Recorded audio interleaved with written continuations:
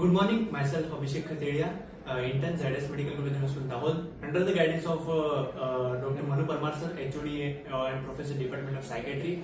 We'll today learn about panic attack. So what is panic attack? So આપણે એન્શન્ટ ની એક example લઈશું.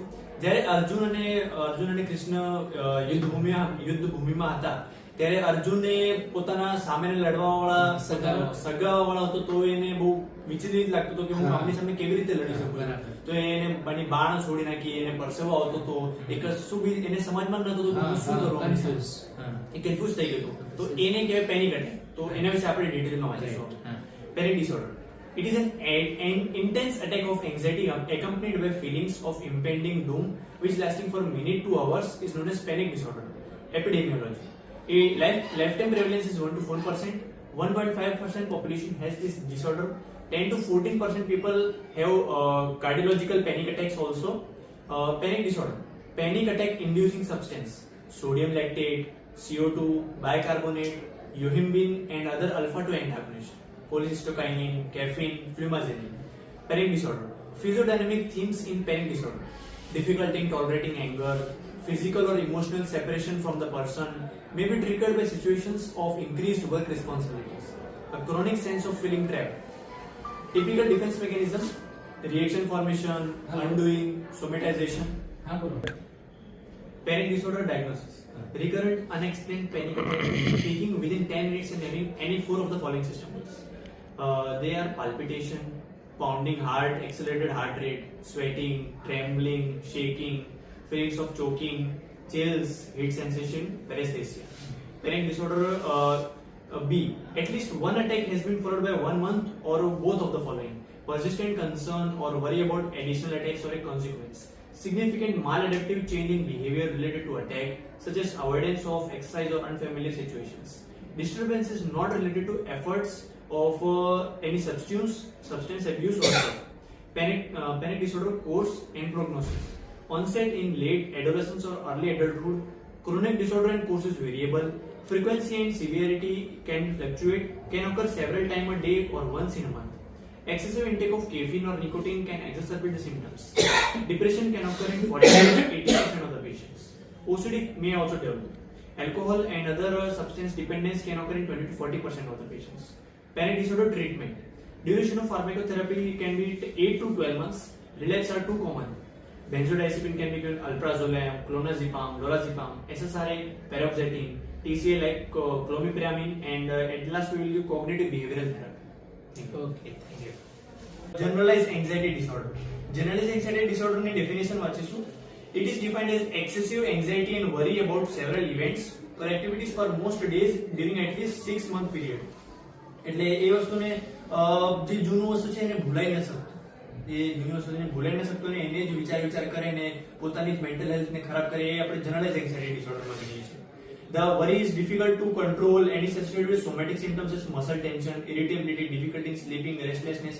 એ રાત્રે ઊંઘે ત્યારે બી એની વસ્તુ યાદ આવે, દિવસે કોઈ બી કામમાં જાય એકલું બેસેલો ને એ જ વસ્તુની યાદ આવે, જૂનું જે એમની સાથે ઘટેલું હતું. પછી આપણે જનરલ એન્ઝાઇટીમાં જોઈશું એનું ટ્રીટમેન્ટ. એ મેઇન તો આપણે એમાં એક તો ફાર્મેકોલોજીકલ આવે, બીજું સાયકોથેરાપી આવે. ફાર્મેકોલોજીકલમાં બેન્ઝોડાઇઝેપિન છે, SSRI છે, બુસ્પિરોન છે, SNRI છે. પછી સાયકોથેરાપીમાં કોગ્નિટિવ બિહેવિયરલ થેરાપી છે, supportive and insight oriented therapy છે. પછી અગોરાફોબિયા. અગોરાફોબિયા એટલે આપણે વાંચીશું fear of anxiety or a fear or anxiety regarding open or enclose spaces. એ કોઈ જગ્યાએ જાય તો એને બહુ અલગ ફીલ થાય ને બહુ એન્ઝાઇટી વધી જાય જગ્યાએ, તો એને અગોરાફોબિયા કહેવાય. એ આપણે કેવી રીતે જોઈશું, એનું ડાયગ્નોસિસ કેવી રીતે કરીશું આપણે? Mark fear or anxiety about 2 of the following: using public transport, પછી being in open space, being in enclose space, being in the crowd. એ જગ્યાએ જાય તો એને અલગ ટાઈપની વધારે એન્ઝાઇટીના સિમ્પટમ વધી જાય છે, તો એને અગોરાફોબિયા કહેવાય આપણે.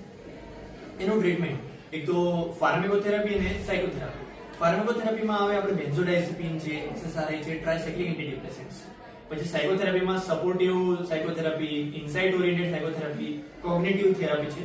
પછી સ્પેસિફિક ફોબિયા. સ્પેસિફિક ફોબિયા એટલે એ વસ્તુને જોવે, કોઈ ઓબ્જેક્ટને જોવે, કોઈ સિચ્યુએશન એના લાઈફમાં આવે, એ વસ્તુથી એને વધારે એન્ઝાઇટીના સિમ્પટમ્સ વધી, એને સ્પેસિફિક ફોબિયા કહેવાય. A specific phobia is a strong, persisting fear of an object or a situation. The diagnosis of specific phobia requires the development of intense anxiety, even to the point of panic, when exposed to the feared object. પછી એના object and situations in specific phobias are animals, storms, height, illness, injury અને કોઈને જોઈ લીધું મરતા ત્યારે એને બહુ એન્ઝાઇટી સિમ્પટમ વધી જાય છે. પછી એના પછી આપણે એને ટ્રીટમેન્ટમાં જોઈશું. મેઇન છે આપણે બિહેવિયરલ થેરાપી. એને સાયકોથેરાપી બી કરી શકીએ આપણે, ફાર્માકોલોજીકલ થેરાપી બી આપી શકીએ જો સિમ્પટમ વધી જાય તો એને એન્ઝાઇટીના. પછી એમાં બિહેવિયરલ થેરાપી છે, ઇન્સાઇટ ઓરિએન્ટેડ સાયકોથેરાપી છે. પછી છેલ્લે આપણે જોઈશું social anxiety disorder. Social anxiety ડિસઓર્ડરની ડેફિનેશન છે fear of social situation including situations that involve scrutiny or contact with the strangers.